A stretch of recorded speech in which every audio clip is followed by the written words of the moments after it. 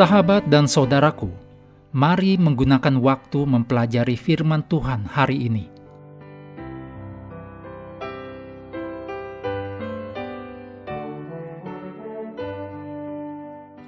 Rabu 29 April, judulnya Berkat Ganda.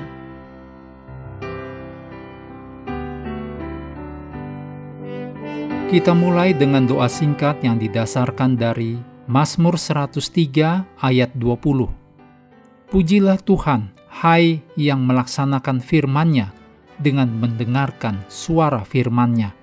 Amin.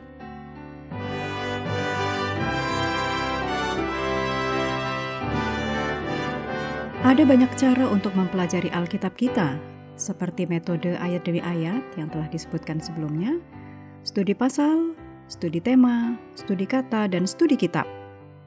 Kita bisa belajar dengan bantuan konkordasi dan kamus Alkitab, serta membaca Alkitab berdampingan dengan seri Alfa dan Omega untuk wawasan tambahan.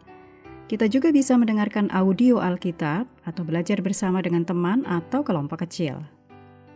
Kita harus menjaga pertemuan harian kita dengan Allah agar tetap segar dan hidup dengan menggunakan berbagai metode saat mempelajari Alkitab. Selalu ada hal baru untuk dipelajari. Salah satu cara adalah dengan membagikan kepada orang lain apa yang telah kita temukan.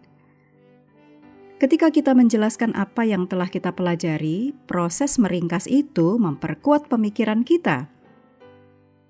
Ini membantu kita mengingat. Berkat gandanya adalah bahwa ketika kita berbagi dan berdiskusi dengan orang lain, percakapan rohani itu seringkali memperkuat kita dan orang lain itu. Seringkali ketika kita berbagi atau mengajar orang lain, pembelajaran terdalam justru terjadi dalam pemikiran kita sendiri. Kita juga akan mulai melihat apa yang kita pelajari setiap hari bukan hanya pesan Tuhan untuk diri kita, tetapi juga untuk orang lain. Yesaya 50 ayat 4 mengajarkan kepada kita bahwa memiliki hubungan dengan Allah bisa berdampak pada hubungan kita dengan orang lain. Waktu pribadi kita dalam belajar Alkitab tidak hanya memperkuat diri sendiri, tetapi juga memungkinkan kita untuk menguatkan orang lain yang mungkin kita temui. Itu menjadi berkat ganda. Kehidupan rohani kita adalah sebuah lari maraton.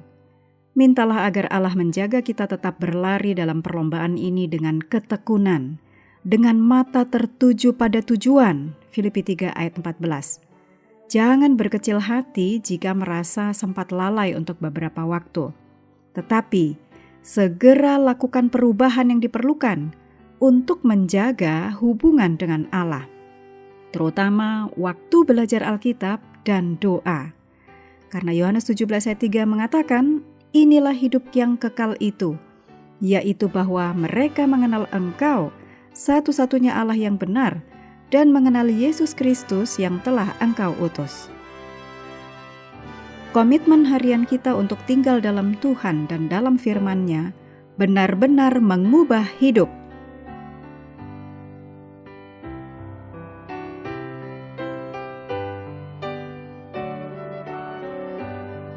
Kutipan Roh Nubuat disadur dari In Heavenly Places halaman 138.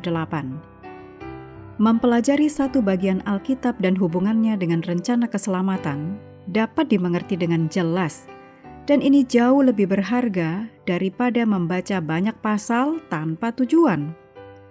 Bawalah Alkitabmu. Setiap ada kesempatan, bacalah. Hafalkan ayat-ayatnya. Bahkan saat perjalanan, engkau dapat membaca satu bagian dan merenungkannya, sehingga firman itu tetap tinggal dalam pikiranmu. Masa-masa yang akan menguji iman kita segera tiba.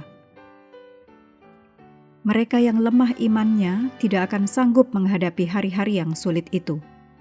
Oleh karenanya, kebenaran-kebenaran besar dalam firman Tuhan harus dipelajari dengan sungguh-sungguh, sebab kita semua akan membutuhkan pengertian yang benar tentang firman Allah. Melalui pelajaran Alkitab dan persekutuan setiap hari dengan Yesus, kita akan mendapat pengertian yang jelas tentang tanggung jawab pribadi dan kekuatan untuk bertahan saat pencobaan dan godaan datang. Orang yang hidupnya dipersatukan dengan Kristus akan dijaga oleh kuasa Allah melalui iman menuju keselamatan. Amin.